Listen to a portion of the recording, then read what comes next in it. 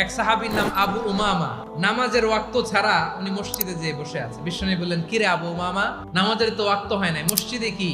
সাহাবী বলে, নবী গো, ঋণের বোঝায় এমন টেনশনে আছি, ঘরে থাকতে পারলাম না, মসজিদে চলে আসছে। বিশ্বনবী বলেন, আমি কি তোমার এমন একটা দোয়া শিখাবো যেটা পড়লে আল্লাহ তাআলা তোমার ঋণের বোঝা হালকা করে দিবে?